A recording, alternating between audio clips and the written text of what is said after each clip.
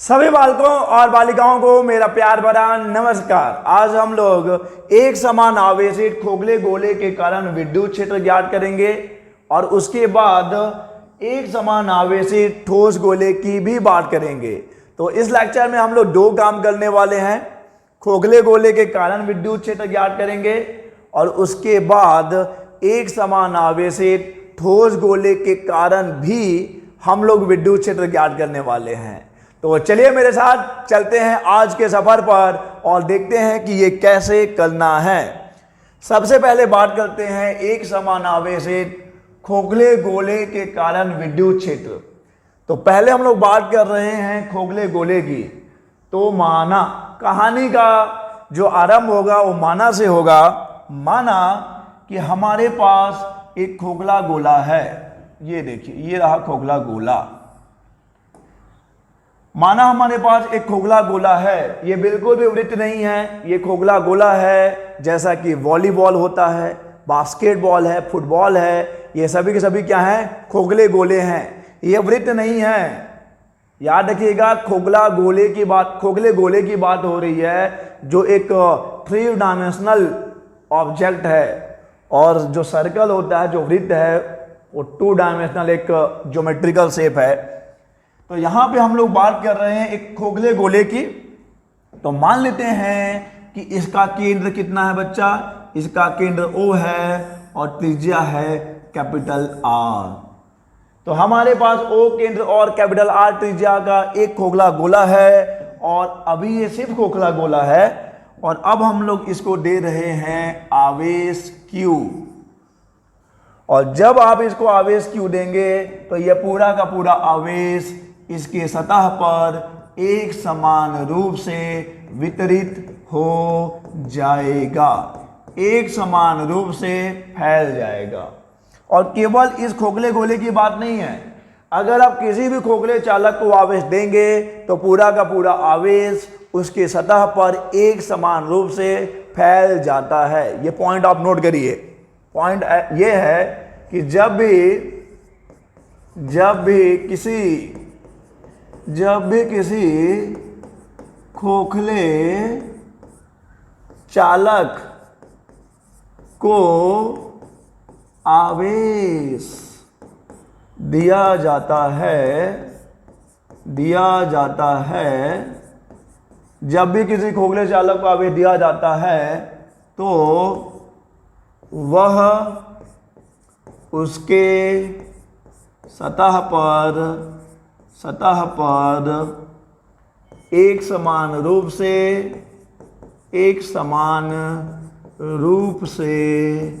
वितरित, यानी कि फैल जाता है, एक समान रूप से वितरित हो जाता है। ये आप याद रखेंगे कि जब भी किसी लड़की को नहीं देखना है। जब भी किसी खोखले चालक को आवेश दिया जाता है तो वह आवेश उसके सतह पर एक समान रूप से वितरित हो जाता है। तो यह पूरा का पूरा जो Q आवेश आपने दिया है, यह Q आवेश उसके सतह पर एक समान रूप से वितरित हो गया है, और ये अब है एक समान आवेशित खोखला गोला। ओके, ये है एक समान आवेशित खोखला गोला। और अब आगे क्या करना है?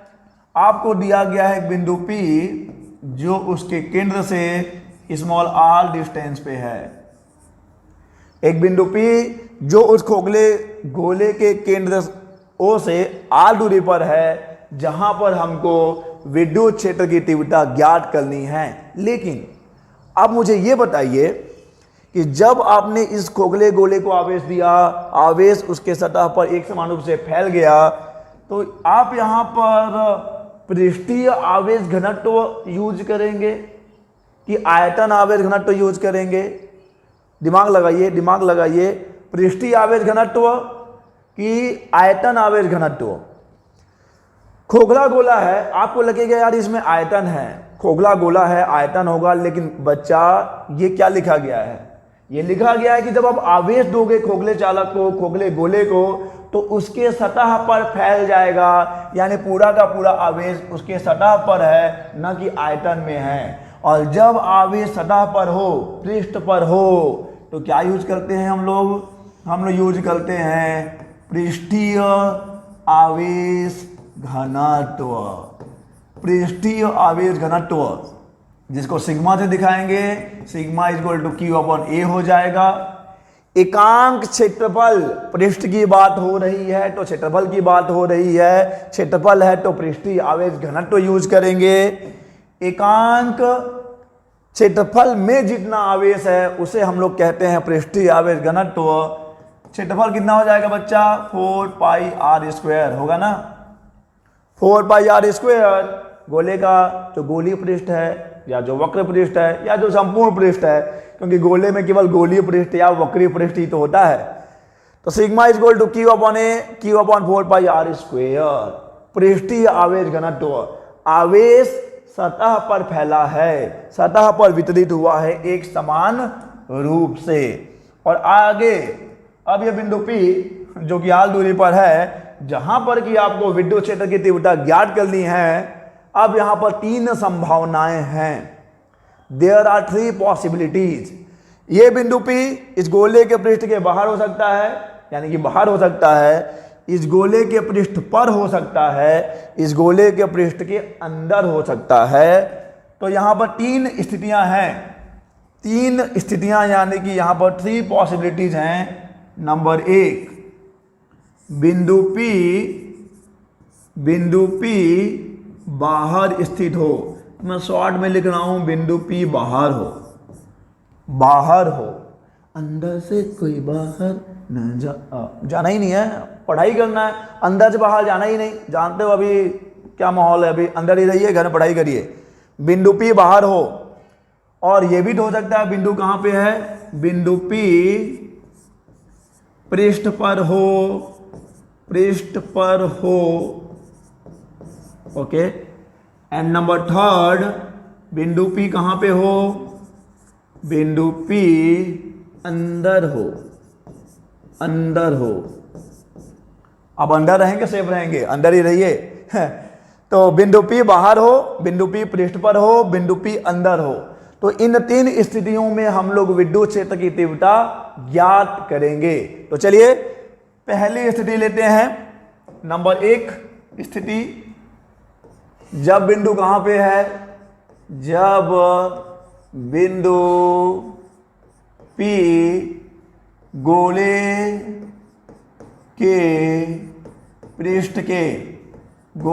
पृष्ठ के बाहर स्थित हो, गोले के पृष्ठ के बाहर स्थित हो। यह पहला कंडीशन है बच्चा। जब बिंदु P कहां पर है, और बिंदु P क्या है, ऑब्जर्वेशन पॉइंट है, जहां पर आपको विद्युत क्षेत्र की तीव्रता ज्ञात करनी है। तो यहां पे R बड़ा हो जाएगा कैपिटल R से ना, R is greater than capital R। ये जो दूरी है बिंदु P की, जो दूरी है वो इसके त्रिज्या से बड़ी है, तभी तो बिंदु P बाहर है। तो चलिए बनाते हैं इस वाली स्थिति को, बनाते हैं यहां पर। ये चलिए, ये गोला हो गया हमारा, छोटा सा ले लेते हैं, काम चल जाएगा अपना। ये गोला हो गया, ये हो गया गोला, इस कलर में भी कोई बुराई नहीं है। और इसको आपने आवेश दिया था, तो ये आवेश उसके सतह पर एक समान रूप से क्या हो गया है बच्चा, एक समान रूप से वितरित हो गया है। इसका केंद्र O है, त्रिज्या कैपिटल R है, और इसके केंद्र से कितने दूरी पर, केंद्र से स्मॉल r डिस्टेंस पे पॉइंट P है। Where we have to determine the electric field intensity, जहां पर आपको विद्युत क्षेत्र की तीव्रता ज्ञात करनी है। ओके, तो ये आप लिख लेंगे, बिंदु P r दूरी पर है, जहां पर विद्युत क्षेत्र की तीव्रता ज्ञात करनी है। लेकिन आपको लगाना है गॉस का प्रमेय। हम गॉस के प्रमेय का अनुप्रयोग ही तो पढ़ रहे हैं, तो आपको गॉस का प्रमेय लगाना है, गॉस का नियम लगाना है। लेकिन गॉस का प्रमेय केवल और केवल बंद पृष्ठों के लिए मान्य है। तो आपको अब रचनाकार बनना पड़ेगा और एक बंद पृष्ठ बनाना पड़ेगा। मैं रचना करने वाला हूं एक बंद पृष्ठ की, और आप मुझे बताएंगे कि यह बंद पृष्ठ क्या है। क्या यह बंद पृष्ठ एक वृत्त है? वृत्त में तो बच्चा पृष्ठ ही नहीं होता, वृत्त में तो बच्चा पृष्ठ नहीं होता। ये है एक खोखला गोला जो हमने बनाया है, ये है एक खोखला गोला जो हमने बनाया है। तो आपको क्या करना है, ये स्टेटमेंट आप लिखेंगे बच्चा, लिख लीजिए आप। स्मॉल आर त्रिज्या, ओ केंद्र भी है, केंद्र ओ ही लेना है, ओ केंद्र स्मॉल आर त्रिज्या वाले एक खोखले गोले की रचना करते हैं, खोखले गोले की रचना करते हैं। ओके, ये जो बाहर दिख रहा है ये भी वृत्त नहीं है, ये खोखला गोला आपने बनाया है। और इस खोखले गोले का जो बंद पृष्ठ है गोला तो बंद पृष्ठ है। इस खोखले गोले का बंद पृष्ठ, इस खोखले गोले का बंद पृष्ठ गॉसीय पृष्ठ की तरह, गॉसीय पृष्ठ की तरह व्यवहार करेगा। ओके, तो आपने स्मॉल आर त्रिज्या ओ केंद्र वाले एक खोखले गोले की रचना करी है जो बिंदु P से जाता है, और ये बंद पृष्ठ एक गॉसीय पृष्ठ की तरह व्यवहार करेगा। तो अब यहां पे आप गॉस के नियम लगा सकते हैं, लेकिन पहले आप ये जान लीजिए कि विद्युत क्षेत्र की दिशा क्या होगी। ये वृत्त नहीं है, ये गोला है, मैं बार बार बोल रहा हूं। हाँ बिल्कुल खोखला गोला है, लेकिन गोला है। और यहां पर जो विद्युत क्षेत्र होगा, आपको पता है विद्युत क्षेत्र चालक के लंबवत बाहर की तरफ होगा। तो यहां पर विद्युत क्षेत्र, जरा ध्यान दीजिएगा गुलाबी वाले लाइनों पर, विद्युत क्षेत्र कैसे होगा। विद्युत क्षेत्र वेक्टर ई जो है, वेक्टर ई त्रिज्या के अनुदिश बाहर की तरफ होगा। और त्रिज्या हमेशा क्या होती है, त्रिज्या हमेशा पृष्ठ के हर एक बिंदु पर लंब होगी। तो आप ये लिख सकते हैं कि विद्युत क्षेत्र की दिशा, इसको समझना थोड़ा मुश्किल है, लेकिन अगर आप इमेजिन करेंगे, सोचेंगे तो आपको आसानी से समझ में आ जाएगा। विद्युत क्षेत्र की दिशा त्रिज्या के अनुदिश, त्रिज्या के अनुदिश बाहर की ओर, बाहर की ओर होगी, बाहर की ओर होगी बच्चा। विद्युत क्षेत्र की दिशा किधर है, त्रिज्या के अनुदिश बाहर की तरफ है।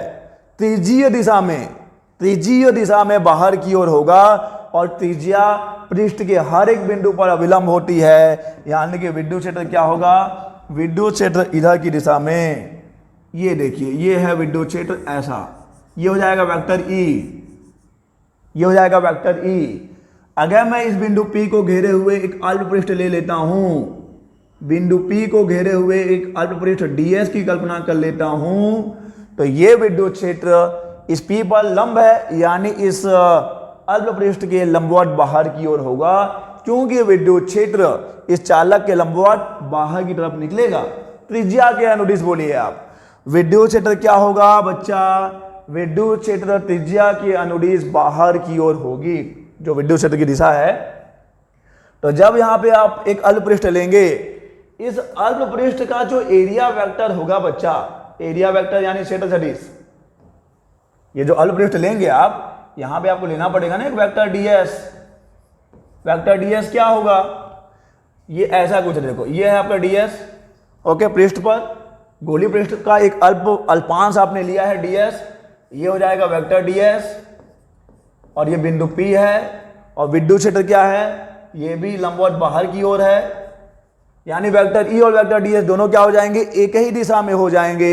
वेक्टर E और वेक्टर ds दोनों समांतर हो जाएंगे। ये बहुत इंपॉर्टेंट पॉइंट है, समझने में आपको थोड़ी मुश्किल होती है, लेकिन मुश्किल नहीं है। आप एक गोला ले लीजिए, एक गोला आपके हाथ में, अगर फुटबॉल है, वॉलीबॉल है, बास्केटबॉल है, या बच्चों वाला जो बॉल आता है, कोई सा भी बॉल ले लीजिए आप, और देखिए कि मैंने बोला है विद्युत क्षेत्र क्या है, त्रिज्या के अनुदिश बाहर की तरफ निकलेगा। विद्युत क्षेत्र त्रिज्या के अनुदिश बाहर की तरफ निकलेगा, और त्रिज्या पृष्ठ के हर एक बिंदु पर लंब होती है, यानी कि विद्युत क्षेत्र इस पृष्ठ के लंबवत बाहर की ओर होगा, हर जगह पर अभिलंबवत बाहर की ओर होगा। और जब यहां पे आप एक अल्प पृष्ठ लेंगे, और उस अल्प पृष्ठ पर अगर आप क्षेत्र सदिश की दिशा देखेंगे तो क्षेत्र सदिश क्या होता है बच्चा? क्षेत्र सदिश अभिलंबवत बाहर की ओर ही तो होता है, यानी ये भी अभिलंबवत बाहर की ओर है। वेक्टर ई वेक्टर डीएस भी अभिलंबवत बाहर की ओर है, यानी कि वेक्टर ई और वेक्टर डीएस, वेक्टर ई व वेक्टर डीएस दोनों एक ही दिशा में हैं, एक ही दिशा में होंगे, एक ही दिशा में होंगे, एक ही दिशा में होंगे बच्चा, यानी दोनों समांतर है, यानी दोनों के बीच का कोण कितना हो जाएगा? थीटा 0 हो जाएगा। ओके, कोई दिक्कत? अरे दोनों समांतर है ना बच्चा, वेक्टर ई और वेक्टर डीएस, और आपको बार बार ये बताया गया है कि theta is the angle between vector E and vector DS. अब क्योंकि वेक्टर ई और वेक्टर डीएस दोनों समांतर हैं, दोनों एक ही दिशा में हैं, तो थीटा 0 हो जाएगा। अब आपको करना क्या है? आपको पता है आपकी स्ट्रेटेजी क्या है, आपको क्या करना है? आपको अपनी कैलकुलेशन से, अपनी गणना से विद्युत फ्लक्स निकालना होता है, और उसके बाद गॉस के नियम से जो विद्युत फ्लक्स होता है, अपनी कैलकुलेशन से विद्युत फ्लक्स और गॉस के नियम वाला विद्युत फ्लक्स दोनों को बराबर आप कर देते हैं, तो आपको आपका आंसर मिल जाता है। और यहां पे भी वही करना है। गॉस के प्रमेय के जितने भी अनुप्रयोग है वहां पर बस आपका एक ही स्ट्रेटेजी है, एक ही रणनीति है कि आप अपनी कैलकुलेशन से विद्युत फ्लक्स निकालिए, जो भी आपने गॉसिय पृष्ठ बनाया है अपनी कैलकुलेशन से निकालिए कि आपके अनुसार उस गॉसिय पृष्ठ से, उस बंद पृष्ठ से कितना विद्युत फ्लक्स गुजरना चाहिए और गॉस के प्रमेय से कितना गुजरना चाहिए। आप गलत होंगे नहीं, यकीन रखिए अपने ऊपर। अभी आपको एक शायरी सुनाएंगे, यकीन रखने के ऊपर, भरोसा रखने के ऊपर, अपने ऊपर यकीन रखना होता है आपको, तो आप गलत होंगे नहीं। और गॉस का तो नियम है यार, गॉस का तो प्रमेय है, तो वो गलत कैसे हो सकते हैं? तो दोनों को बराबर होना है, तो दोनों को बराबर कर देते हैं। तो पहले हम लोग क्या करेंगे बच्चा? पहले हम लोग अपनी कैलकुलेशन से निकालेंगे। तो लिखते हैं गॉसीय पृष्ठ से गुजरने वाला, गॉसीय पृष्ठ से गुजरने, गॉसीय पृष्ठ से गुजरने वाला संपूर्ण विद्युत फ्लक्स, संपूर्ण विद्युत फ्लक्स, संपूर्ण विद्युत फ्लक्स। ओके, कितना होगा? आपको फाई ई निकालना है, लेकिन अगर आप ऐसा करेंगे vector E dot vector DS, formula तो आपको मालूम है ना, vector E dot vector DS, तो ये कहां से निकलेगा? बस ये इस अल्प पृष्ठ से निकलेगा। आपको इस पूरे गॉसिय पृष्ठ की बात करनी है, तो आपको इसका समाकलन करना पड़ेगा। और ये गोला इसलिए है क्योंकि किसके लिए है ये? और समाकलन बंद पृष्ठ के लिए है। ओके, तो अब देखिए यहां से क्या हो जाएगा? ये vector E dot vector DS, E D S cos 0, 0 क्यों? क्योंकि दोनों एक ही दिशा में है। ओके, अब ई है बाहर आ जाएगा, कॉस 0 1 हो गया, इंटीग्रेशन ऑफ डीएस। अब सवाल ये है कि ई बाहर कैसे आ गया? अगर आपको समाकलन का थोड़ा बहुत भी ज्ञान है तो आपको मालूम है कि जो कांस्टेंट होता है वो बाहर आ जाता है, जो नियतांक है वो बाहर आ जाता है। अब ई कांस्टेंट कैसे हो गया? देखिए कैसे हो गया ई कांस्टेंट। देखिए बच्चा, इस केंद्र ओ से ये वाला बिंदु, ये वाला बिंदु, ये वाला बिंदु, ये वाला बिंदु, ये वाला बिंदु, ये वाला बिंदु, ये वाला बिंदु, इस गॉसिय पृष्ठ का प्रत्येक बिंदु इस गोले के केंद्र से, ये जो केंद्र ओ है वहां से समान दूरी पर है ना, और जब दूरी समान है तो विद्युत क्षेत्र भी समान होगा। इस पृष्ठ का हर एक बिंदु इस केंद्र ओ से समान दूरी पर है, यानी कि इस गॉसिय पृष्ठ के प्रत्येक बिंदु पर विद्युत क्षेत्र एक समान होगा, और एक समान होगा मतलब नियत रहेगा, कांस्टेंट रहेगा। आपने बाहर निकाल लिया। इसका मतलब यह है कि आप डीएस कहीं भी लीजिए, आप डीएस लेते जाओगे कहीं भी लो, हर एक डीएस के लिए विद्युत क्षेत्र समान रहेगा। ओके, अब बताइए कि जब हम लोग डीएस का समाकलन करेंगे तो आपको क्या मिलेगा? लोग अब यहाँ पे फॉर्मूला ढूंढते हैं कि यार डीएस का समाकलन क्या होगा, ऐसा तो कोई फॉर्मूला पढ़ा नहीं है। आप भौतिक अर्थ को समझिए कि हम लोग बोलना क्या चाहते हैं। हम डीएस को समाकलन करना चाहते हैं, मतलब हम ये कर रहे हैं कि इस पूरे डीएस को जोड़ते जाएंगे तो हमको क्या मिलेगा? इस पूरा गॉसिय पृष्ठ का पृष्ठ मिल जाएगा। फुटबॉल देखा है, उसमें एक ऐसा बॉक्स होता है ब्लैक और वाइट जनरली, तो आप पूरे ऐसे ऐसे बॉक्सेस को ऐड करते जाएंगे तो पूरा फुटबॉल नहीं मिल जाएगा, पूरे फुटबॉल का पृष्ठ मिल जाएगा। वैसे ही आप पूरे डीएस को ऐड करते जाएंगे तो आपको पूरा का पूरा उस गोले का, उस खोखले गोले का, उस गॉसिय पृष्ठ का संपूर्ण पृष्ठ मिल जाएगा, जो कि कितना होता है बच्चा, गोले का संपूर्ण पृष्ठ कितना होगा, 4πr²। कोई दिक्कत?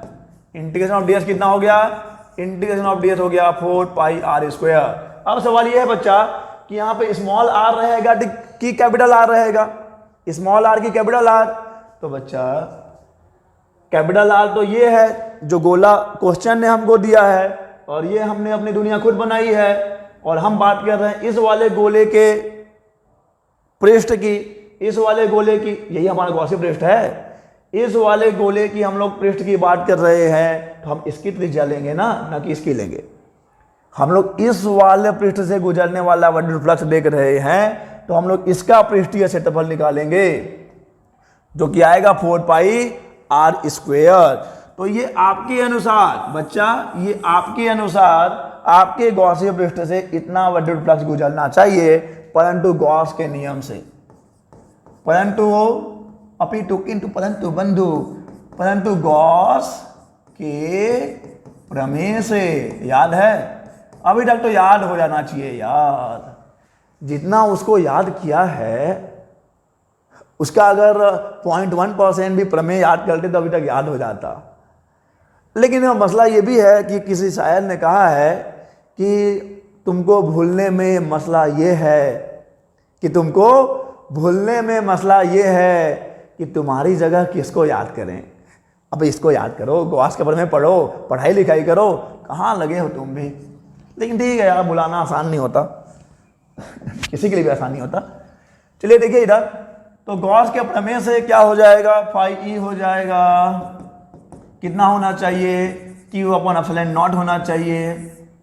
गॉस के प्रमेय से क्या, गॉस के प्रमेय के अनुसार किसी भी बंद पृष्ठ से गुजरने वाला संपूर्ण फ्लक्स, विद्युत फ्लक्स, उसके अंदर उपस्थित आवेश का, इसके अंदर कितना आवेश है, Q आवेश है ना, अरे Q आवेश जो दिया है, जो इसके पृष्ठ पर समान रूप से फैल गया है, तो इस बंद पृष्ठ के अंदर Q आवेश है, उसका कितना होगा, 1/ε0 टाइम्स होगा।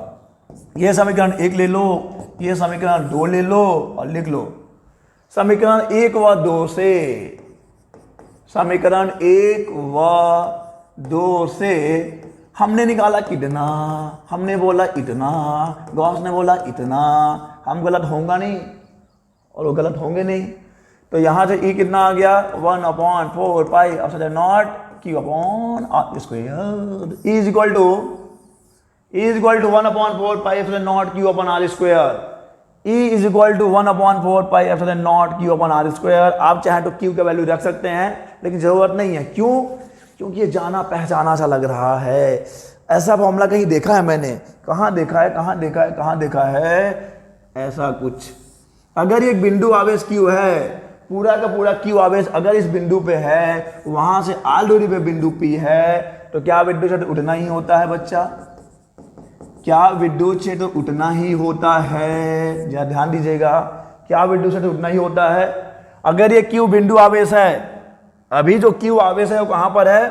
अभी Q आवेश इस पृष्ठ पर एक समान रूप से फैला हुआ है, यानी कि वो निरंतर वितरित आवेश है, कंटिन्यूअसली डिस्ट्रीब्यूटिंग चार्ज है। यहां पर देखिए जरा समझने की कोशिश करिए। यहां पे Q आवेश, आपका जो Q आवेश आपने दिया है, वो Q आवेश क्या हो गया बच्चा? पूरा का पूरा Q आवेश इस पृष्ठ पर एक समान रूप से फैल गया है, लेकिन आवेश Q ही है। और वहां से जब r दूरी पे आप थीटा निकालते हैं तो कितना मिलता है बच्चा? इतना मिलता है। ओके, अगर मैं इस पूरे आवेश Q को इस केंद्र O पर केंद्रित मान लूं, जो कि आवेश इस पृष्ठ पर वितरित है, अगर मैं पूरे आवेश को इस गोले के केंद्र पर, उस गोले के केंद्र पर केंद्रित मान लूं, तो भी विद्युत क्षेत्र उतना ही रहेगा, तो भी विद्युत क्षेत्र उतना ही रहेगा। तो आप यहां से क्या कंक्लूजन निकालते हैं बच्चा? ये कंक्लूजन आप निकाल सकते हैं यहां से। देखिए, पढ़िए, आप पढ़िए क्या निकाला है। कंक्लूजन क्या है, निष्कर्ष क्या है? आवेशित गोलीय खोल, खोखला गोला उसी को गोली खोल बोल रहे हैं, आवेशित गोलीय खोल के बाहर स्थित किसी बिंदु पर विद्युत क्षेत्र ज्ञात करने के लिए संपूर्ण आवेश को उसके केंद्र पर केंद्रित माना जा सकता है। आप ये मान सकते हैं कि पूरा का पूरा आवेश कहां पे है, उसके केंद्र पर केंद्रित है, तो भी आपको कितना मिलेगा, विद्युत क्षेत्र उतना ही मिलेगा। क्लियर है ये? देखिए, किसी गोलीय खोल या खोखले गोले के कारण बाहर स्थित किसी बिंदु पर विद्युत क्षेत्र उतना ही होता है जितना संपूर्ण आवेश को उस खोखले गोले के केंद्र पर मान लेने पर होता है। यही निष्कर्ष है बच्चा, याद रखिएगा। ओके, तो ये तो पहला कंडीशन है, ये पहला केस है जब बिंदु P कहां पे है, जब बिंदु P बाहर स्थित है। अब हम लोग आते हैं दूसरे कंडीशन पे, कंडीशन यानी दूसरी स्थिति पे आते हैं। जब बिंदु P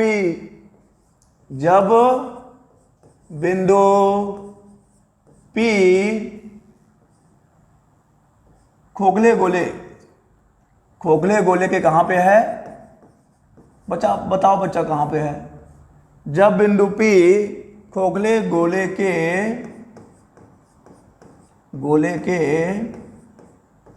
पृष्ठ पर हो, इस केस में क्या R equal to capital R हो जाएगा? इस स्थिति में क्या R equal to capital R हो जाएगा? नहीं समझ में आया तो देखो इधर, ये देखिए जरा इधर, यही गोला आपको दिया गया है। इसका केंद्र कितना है बच्चा? इसका केंद्र O है, त्रिज्या कितनी है? कैपिटल R है। और अब मैं क्या बोल रहा हूं कि बिंदु कहां पे है? उसके पृष्ठ पे है। कितनी दूरी पे? R दूरी पे। तो क्या इस कंडीशन में R इक्वल टू R नहीं हो जाएगा? बिल्कुल हो जाएगा। मुझे करना क्या है? मुझे बस उस फॉर्मूले में स्मॉल r की जगह पे क्या रख देना है? सिंस, चूंकि R equal to capital R, बस उस स्मॉल r की वैल्यू रख देनी है। यहां पर बिंदु कहां पे है? कैपिटल R की दूरी पे है, तो दूरी रख दीजिए ना। यहां पे तो आपने निकाल ही रखा है 1/4 pi epsilon naught Q upon R square. तो आपको बस करना ये है कि small r equal to capital R रख देना है। जब बिंदु P कहां पर है बच्चा? गोले के पृष्ठ पर ही है, तो कुछ नहीं करना, small r equal to capital R रख देना है। कितना आसान है। ओके, और चलिए इसी में अब हम लोग थर्ड केस करते हैं। थर्ड केस, जब बिंदु कहां पे बच्चा? बालक बालिका नंबर थर्ड, जब बिंदु P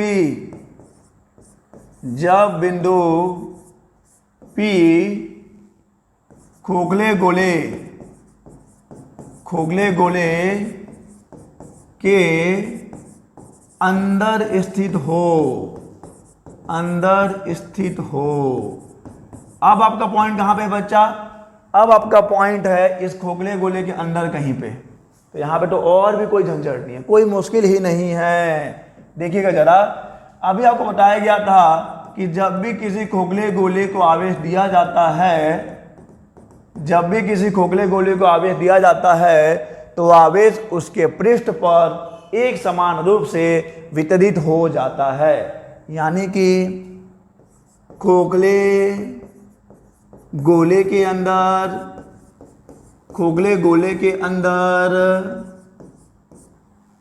आवेश कितना है बच्चा? आप बताओ। खोखले गोले के अंदर आवेश 0 है ना, क्योंकि पूरा का पूरा आवेश कहां पर है? उसके पृष्ठ पर एक समान रूप से वितरित हो गया है, अंदर कोई भी आवेश नहीं है। और जब कोई आवेश ही नहीं है तो विद्युत क्षेत्र कितना हो जाएगा बच्चा? E इक्वल टू 0 हो जाएगा। अगर Q 0 रख दिया तो E 0 हो जाएगा। कितना आसान है ना। तो कोई मुश्किल तो नहीं है ना, कोई समस्या, कोई दिक्कत, कोई परेशानी, कोई मुश्किल, कोई परेशानी यहाँ है? नीचे कमेंट करो ना, कोई दिक्कत नहीं है। जब देखो बाहर है तो कितना होता है? 1/4 pi epsilon naught Q upon small r square होता है। जब पृष्ठ पे है तो small r equal to capital R रख देना है। और जब अंदर है, खोखला चालक है, खोखले चालक के अंदर कोई आवेश नहीं होता, अंदर में Q 0 है, यहाँ Q 0 रखोगे, विद्युत क्षेत्र क्या मिल जाएगा? 0 मिल जाएगा। विद्युत क्षेत्र 0 हो जाएगा। कोई दिक्कत? आप चाहो तो गॉस के प्रमेय से भी कर सकते हो। अगर इतना शॉर्ट में नहीं जाना तो गॉस के प्रमेय क्या कहता है कि vector E dot vector D S कितना होगा, अंदर उपस्थित आवेश का Q upon epsilon not times होगा।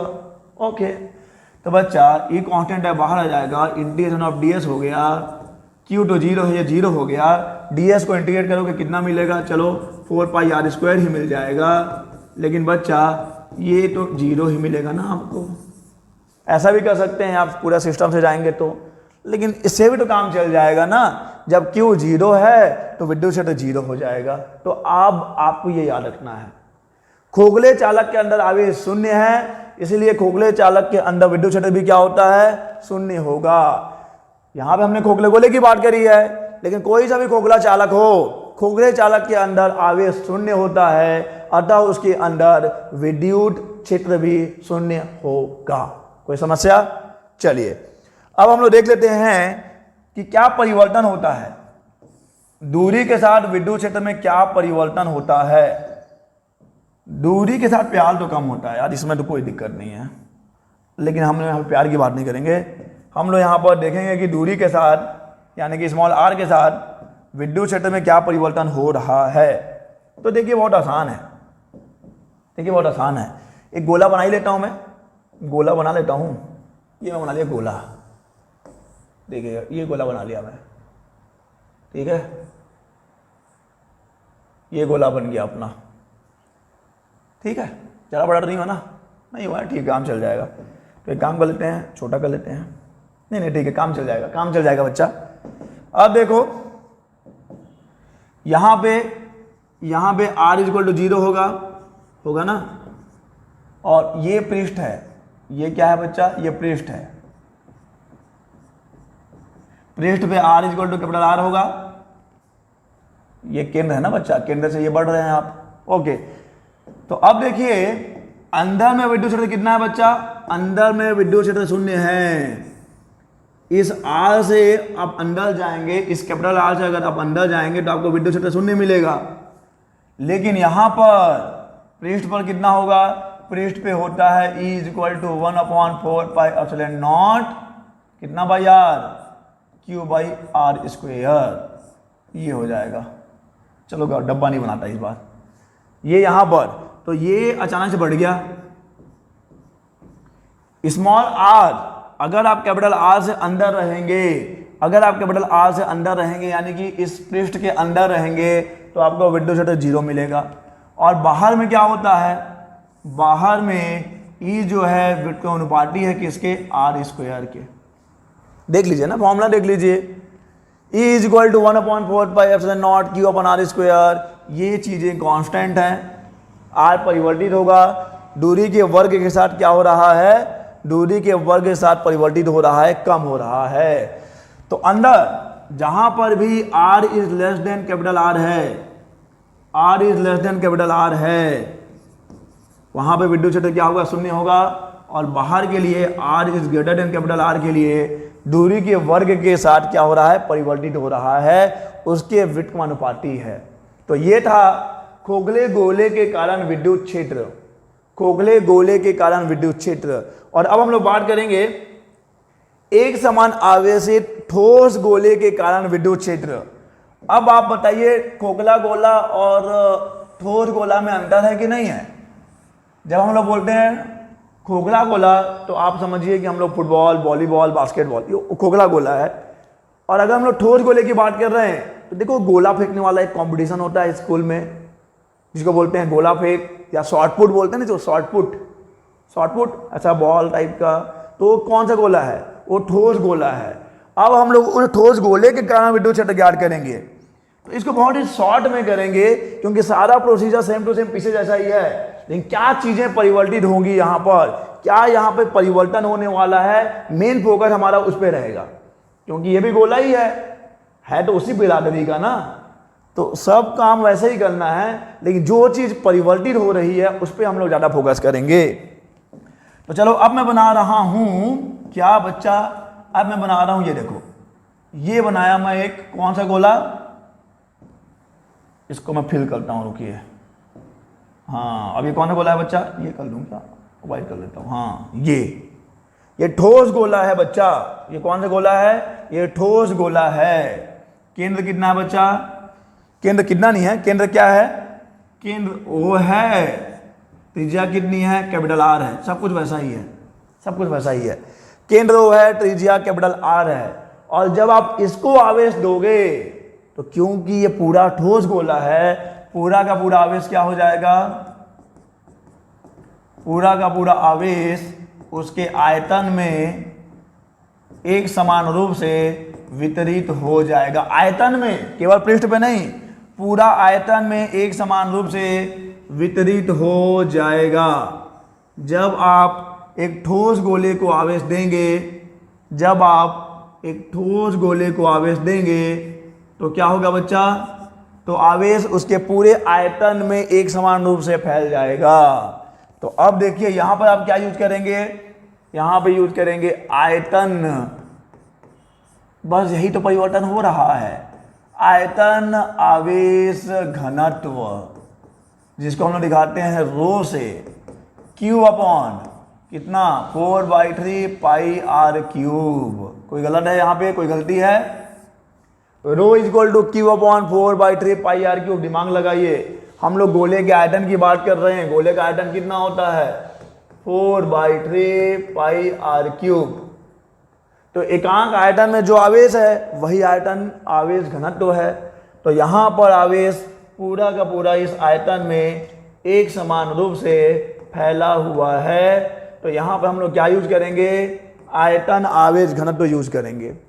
और अब देखिए यहाँ भी 3 पॉसिबिलिटी है। पॉसिबिलिटी कौन कौन सी है बच्चा? देखो, पॉसिबिलिटी ये है कि बिंदु P बाहर हो सकता है यहाँ पर। दूसरी पॉसिबिलिटी ये है कि बिंदु P पृष्ठ पे हो सकता है। तीसरी पॉसिबिलिटी ये है कि बिंदु R दूरी पे अंदर हो सकता है। बिंदु P यहाँ भी हो सकता है, बिंदु P यहाँ भी हो सकता है, और बिंदु P यहाँ भी हो सकता है। यहाँ भी 3 पॉसिबिलिटी है। तो यहाँ भी 3 स्थितियाँ हैं। Number 1, number 2, number 3। R is greater than capital R, यानी बिंदु कहाँ पे है? बाहर है। R is equal to capital R, यानी बिंदु P कहाँ पे है? पृष्ठ पर है। और R is less than R, यानी बिंदु कहाँ पर है? उस गोले के अंदर है। तो चलिए एक एक करके इसको भी हल करते हैं। नंबर 1 स्थिति बच्चा, नंबर 1, पहला देखिए, जब बिंदु कहाँ पे है? जब बिंदु P गोले के बाहर स्थित हो, गोले के बाहर स्थित हो। जब बिंदु P गोले के बाहर स्थित होगा तो R बड़ा होगा कैपिटल R से, होगा ना? तो कैसे करेंगे आप? सब प्रोसीजर सेम टू सेम है, एकदम शॉर्ट में समझा रहा हूं। देखिए, ये रहा आपका गोला, ये गोला हो गया आपका, ठीक है। इसका केंद्र कितना है बच्चा? इसका केंद्र O है, त्रिज्या कैपिटल R है, और बिंदु कहाँ पे है? बिंदु R दूरी पर ये रहा बिंदु P। आपको लगाना है गॉस का प्रमेय, और गॉस का प्रमेय लगाना है तो आपको बंद पृष्ठ चाहिए। तो अब आप एक गोले की रचना करिए। ये मैं कर रहा हूं एक गोले की रचना। देखिए, ये मैं बनाया गोला, ये देखिए मैं एक गोला बना दिया। और ये गोला कैसे बनाएंगे आप? इस O को केंद्र मान लीजिए, और स्मॉल r को त्रिज्या ले लीजिए, और एक गोले की रचना करिए। अब ये गोला आपका क्या बन जाएगा? गॉसीय पृष्ठ बन जाएगा। और उस गॉसीय पृष्ठ से गुजरने वाला विद्युत फ्लक्स आप कैसे निकालेंगे? बहुत आसान है, बहुत ही आसान है। कैसे आसान है? देखो, पहले आप यहाँ पे ले लेंगे ऐसा एक अल्प पृष्ठ ले लिया, अल्प पृष्ठ। ये वेक्टर ds इधर होगा, सेम टू सेम है बच्चा, इसे मैं शॉर्ट में चल रहा हूँ। और क्योंकि ये भी एक गोलीय ज्यामिति ही तो है, ठोस गोला है, यहाँ पे विद्युत क्षेत्र कैसा होगा? त्रिज्या के अनुदिश बाहर की तरफ होगा। हर एक जगह पे त्रिज्या के अनुदिश बाहर की तरफ होगा, यानी यहाँ पे भी विद्युत क्षेत्र कैसा है? त्रिज्या के अनुदिश बाहर की तरफ है। वेक्टर E और वेक्टर ds दोनों एक ही डायरेक्शन में होंगे। तो जब आप अपने कैलकुलेशन से फ्लक्स निकालेंगे तो आप ऐसा करेंगे, vector E dot vector ds करेंगे। E कांस्टेंट होगा, बाहर आ जाएगा। एकदम शॉर्ट में कर रहा हूँ बच्चा, क्योंकि पीछे आप डिटेल में पढ़ चुके हो। तो E कांस्टेंट बाहर आ गया, इंटीग्रेशन ऑफ ds करना पड़ेगा। चलो एक स्टेप यहां पे लिख देता हूं, E D S cos zero. Cos zero क्यों है बच्चा? क्योंकि कॉस जीरो क्यों है? क्योंकि वेक्टर ई और वेक्टर डी एस दोनों एक ही डायरेक्शन में है। तो डी एस गोले का जो पृष्ठ है, अब वो ठोस गोला हो या खोखला गोला हो, पृष्ठीय क्षेत्रफल उतना ही होगा, पृष्ठीय क्षेत्रफल उतना ही होगा, 4 पाई आर स्क्वायर ही होगा, पाई ई। ये आपके अनुसार है, लेकिन गॉस के प्रमेय से कितना होना चाहिए? गॉस के प्रमेय से इतना होना चाहिए। दोनों को बराबर करिए, आपको ई कितना मिल जाएगा? 1/4 पाई एप्सिलॉन नॉट मिल जाएगा, क्यू बाई आर स्क्वायर मिल जाएगा। E is equal to 1/4 pi epsilon naught Q upon R square. अब यहां पे आप क्यू की वैल्यू रखेंगे, यहां पे क्यू की वैल्यू रखिए, यहां पे क्यू की वैल्यू कहां आएगी? कितनी आएगी?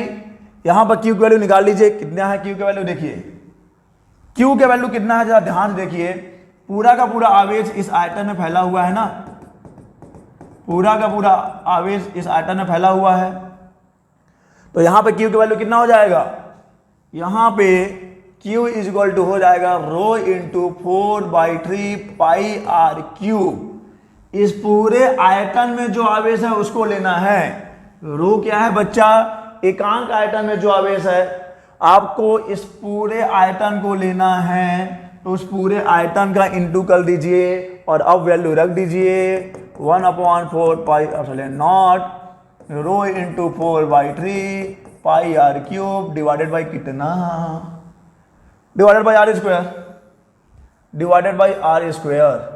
काटिए, कैंसल करिए, क्या क्या कटेगा? 4 से 4 कट जाएगा, पाई से पाई कट जाएगा, तो ई इज इक्वल टू कितना आ जाएगा? Rho R cube divided by ये आ जाएगा। ये देखिए E is equal to rho R cube upon epsilon naught R square. ये गोले के पृष्ठ के बाहर के लिए है बच्चा। ये कहां के लिए है? गोले के पृष्ठ के बाहर के लिए है। तो यहां तक चीजें तो समान ही हैं, आप डायरेक्ट यहां से भी स्टार्ट कर सकते हो, लेकिन अगर ये अलग से एग्जाम में क्वेश्चन आएगा तो आपको पूरा सिस्टम से जाना पड़ेगा, पूरा सिस्टमेटिक करोगे आप, जैसा कि इसके पहले किया था आपने खोखले गोले के लिए, वो सारे प्रोसेस को आप यहां पे करोगे, रिपीट करोगे।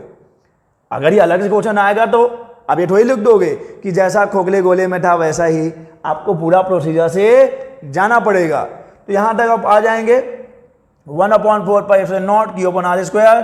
बस चेंज क्या होगा? चेंज होगा क्यू का मान। क्यू का मान कितना आएगा? यहाँ पे रो इंटू 4/3 पाई आर क्यूब आएगा। माना का आपको इतना मिल गया। ये है बाहर के लिए। और वही जब बिंदु कहां पे हो? सेकंड देखिए, सेकंड जब बिंदु P गोले के पृष्ठ पर हो, यानी यहां पे R is equal to capital R रख देना है, बस same to same R is equal to capital R रख दीजिए, तो ये हो जाएगा rho R cube divided by rho R square. जब बिंदु P गोले के पृष्ठ पर होगा तो स्मॉल r कैपिटल R हो जाएगा। E is equal to rho R cube divided by rho R square. ये और ये खत्म कहानी, एक R बच गया। E is equal to rho R upon epsilon naught आ गया। ये किसके लिए है बच्चा? ये उसके लिए है जब बिंदु कहां पर है? गोले के पृष्ठ पर है। यह बाहर के लिए है, यह पृष्ठ पर के लिए है। और आगे चलते हैं, जब बिंदु कहां पे है? नंबर 3, जब बिंदु P गोले के अंदर स्थित हो, तो क्या आप यहां पे 0 लिख देंगे? नहीं लिखना बच्चा, गलती नहीं करना। R is less than capital R। जब बिंदु P गोले के अंदर स्थित हो, R is less than capital R, तो चलो मान लेते हैं कि ये दिया गया गोला है आपको, ये दिया गया गोला है जिसका कि केंद्र O है। ये रहा केंद्र O, त्रिज्या R, केंद्र O त्रिज्या R। और अब आपका जो बिंदु है उस गोले के अंदर कहीं पे है। मान लेते हैं यहां से R दूरी पे बिंदु P है, जहां पर विद्युत क्षेत्र ज्ञात करना है आपको। R दूरी पे बिंदु P है जहां पर विद्युत क्षेत्र को ज्ञात करना है। तो करना क्या है? आपको एक अलग गोला बनाना पड़ेगा। इस गोला में मैं अपना ही रहूँगा, दूसरा गोला में जाऊँगा। ये देखिए आपने बनाया एक दूसरा गोला, ये बना लिया आपने ऐसा, इसको इस कलर में लीजिए। उस बिंदु P से गुजरने वाला आपने एक दूसरा गोला बनाया। अब यहां पे आपको ध्यान क्या देना है, यहां पे आप बिंदु P पर विद्युत क्षेत्र शून्य नहीं लिख सकते, क्योंकि ये खोखला चालक नहीं है। तो इस खोखले चालक के अंदर विद्युत आवेश शून्य होता है। ये पूरा पूरा सॉलिड है, ये ठोस गोला है, इसके आयतन में आवेश भरा हुआ है, तो अंदर में आवेश जीरो नहीं है। लेकिन जब आप इस बिंदु P की बात करोगे जो गोले के अंदर है, तब आपको केवल इतने आयतन में जो आवेश होगा, देखो ऐसा हम लोग बेलन में कर चुके हैं। जब बिंदु P गोले के बेलन के अंदर था, तो हम लोग केवल उतना ही आवेश लेंगे जो इस P के अंदर आता हो, ठीक है। तो इसके अंदर, इस वाले आयतन के अंदर जो आवेश है, उसी आवेश का विद्युत क्षेत्र यहां पे लगेगा बस। इस गोले के अंदर, ये बड़ा गोला नहीं, बड़ा गोला बाहर के लिए, जब आपका बिंदु P अंदर कहीं पे स्थित है, तो आपको केवल उतना ही आवेश लेना है जो इस वाले गोले के अंदर होगा। तो इस वाले गोले के अंदर आवेश कितना होगा, यहां पे आप Q निकाल सकते हैं, रो इंटू इसका आयतन कितना होगा, 4/3 पाई r क्यूब होगा। क्यों, एकांक आयतन का आवेश है रो, इसका आयतन कितना हो जाएगा, ये छोटा वाला गोले का आयतन 4/3 पाई r क्यूब, क्योंकि इसका रेडियस स्मॉल r है, तो Q equal to rho into 4/3 pi r cube आ जाएगा। और E का वैल्यू कितना था, 1/4 पाई नॉट था। Q का वैल्यू रख दीजिए 4/3 pi r cube divided by r square. यहां पे बस आपको ये याद रखना है कि जब बिंदु P अंदर होता है, तो आपको केवल वो वाला आवेश लेना है जो उस आवेश के अंदर वाले गोले में होगा, जो उस बिंदु P के अंदर वाले गोले में होगा, जो उस बिंदु P के अंदर वाले गोले में होगा। तो इसका रेडियस r है, इसका आयतन हो जाएगा 4/3 पाई r क्यूब, और इंटू कर दीजिए आवेश घनत्व का, आयतन आवेश घनत्व का, तो आपको पता चल जाएगा कि इसके अंदर कितना आवेश है। उस आवेश का मान यहां रख दीजिए। तो अब सॉल्व कर लीजिए, ये कहानी खत्म, पाई से पाई खत्म, 4 से 4 खत्म। E इक्वल टू कितना आ जाएगा, rho R divided by 3 epsilon naught. एक गलती मैं पहले भी किया हूं, और बहुत बड़ी गलती किया हूं शायद मैं। देखो रो इंटू आर, एक आर बच गया था ना, क्यूब है, स्क्वायर है, rho into R upon 3 epsilon naught. लेकिन यहां का 3 कहां गया, यहां का 3 भी तो है ना बच्चा, ये 3 मैं लिखना भूल गया था। तो जब यहां पे 3 है, तो यहां भी 3 होगा। ओके, यहां पे 3 है तो यहां भी 3 होगा। क्लियर, ये 4/3 है ना, 4 और 4 कटा है, पाई से पाई कट गया था, एप्सिलॉन नॉट नीचे में ही है, आर स्क्वायर नीचे में ही है, आर क्यूब ऊपर में ही है। ये जो 3 है वो लिखना हम भूल गए थे, तो यहां पे 3 है तो यहां पे भी 3 होगा ना बच्चा। ओके, ठीक है, कोई दिक्कत तो नहीं है। तो ये हो जाएगा बाहर, ये हो गया बाहर के लिए, ये हो गया पृष्ठ पर के लिए, और ये हो गया अंदर के लिए। चलिए अब देखते हैं क्या परिवर्तन होगा दूरी के साथ। समझिएगा, ये सब चीजें कॉम्पिटिटिव एग्जाम में काम आती हैं बच्चा, यही सब चीजें कॉम्पिटिटिव एग्जाम में काम आती हैं, वहां डेरिवेशन थोड़ी करने बोलेंगे आपको। चलिए अब देखते हैं दूरी के साथ कैसे परिवर्तन हो रहा है विद्युत क्षेत्र में। दूरी के साथ कैसे परिवर्तन हो रहा है विद्युत क्षेत्र में, ये हो जाएगा आपके गोले का केंद्र, यहां पे r इक्वल टू 0 है। ओके, गोला बना देता हूं मैं, और ये ठोस गोला है भाई, ये कौन गोला है, ये ठोस गोला है, ये रहा पर ठोस गोला, ठीक है, और ये ज्यादा अच्छा लगेगा। और अब देखिए, जब आप कहां पे हैं, जब आप पृष्ठ पर हैं, जब आप पृष्ठ पर हैं, पृष्ठ पे हैं तो विद्युत क्षेत्र कितना है बच्चा, पृष्ठ पे हैं तो विद्युत क्षेत्र है रो r अपॉन 3 एप्सिलॉन नॉट। पृष्ठ पे हैं तो कितना है, रो r अपॉन 3 एप्सिलॉन नॉट। और जैसे जैसे आप अंदर जाएंगे, देखिए अंदर के लिए कहां पे है, E equal to rho r upon 3 epsilon naught, यानी कि यहां पर अंदर के लिए विद्युत क्षेत्र क्या है, अंदर के लिए विद्युत क्षेत्र R के समानुपाती है। केंद्र पर R इक्वल टू 0 होगा, यानी केंद्र पर विद्युत क्षेत्र शून्य होगा। और जैसे जैसे आप यहां से बढ़ेंगे आगे की तरफ, इधर की तरफ, सीधा लाइन खींचता हूं, जब आप बढ़ेंगे केंद्र पे 0 है, R 0 तो E भी 0। जब आप आगे बढ़ेंगे कहां पर, ये आप आइए इधर, आइए आइए आइए आइए, ये आ गए आप। तो जब आप केंद्र से पृष्ठ की तरफ आएंगे तो ये किसके समानुपाती है, R के समानुपाती है। E स्मॉल r के समानुपाती है। लेकिन बाहर के लिए क्या है, देखिए रो कांस्टेंट है, R कांस्टेंट है, 3 कांस्टेंट है, एप्सिलॉन नॉट कांस्टेंट है। ये किसके बिट के अनुपाती है, बाहर के लिए E बिट का अनुपाती है R स्क्वायर के। E बिट का अनुपाती है R स्क्वायर के। E समानुपाती है स्मॉल r के। जब आप केंद्र से पृष्ठ तक आएंगे विद्युत क्षेत्र बढ़ेगा, पृष्ठ पर अधिकतम होगा। जब आप पृष्ठ से आगे बाहर की ओर जाएंगे तो दूरी के वर्ग के बिट का अनुपाती होता है विद्युत क्षेत्र। क्लियर है ये। तो इस लेक्चर में हमने खोखले गोले के कारण विद्युत क्षेत्र ज्ञात किया है, जो ज़्यादा इंपॉर्टेंट टॉपिक है। और किसी किसी सिलेबस में, मतलब किसी किसी बोर्ड के सिलेबस में ये ठोस गोला नहीं है, तो आप देख लीजिएगा अपना सिलेबस, आपके सिलेबस में ठोस गोला है कि नहीं है। लेकिन कॉम्पिटिटिव एग्जाम में सब आता है बच्चा, क्योंकि कॉमन सेंस वाली बात है। वो यहाँ पर ये तो ये कि सिलेबस में है कि नहीं है, ये तो कॉमन सेंस वाली बात है। खोखला गोला है तो अंडा आवेश शून्य होगा, ठोस गोला है तो अंडा आवेश शून्य नहीं होगा, आपको आयतन आवेश घनत्व लेना पड़ेगा। तो देख लीजिए एक बार फिर से कैसे परिवर्तन होता है, खोखले गोले के लिए कैसे परिवर्तन होता है। ये देखिए, अंदर में तो बिल्कुल है ही नहीं विद्युत क्षेत्र, क्योंकि आवेश नहीं है। बाहर में दूरी के वर्ग के अनुपाती है।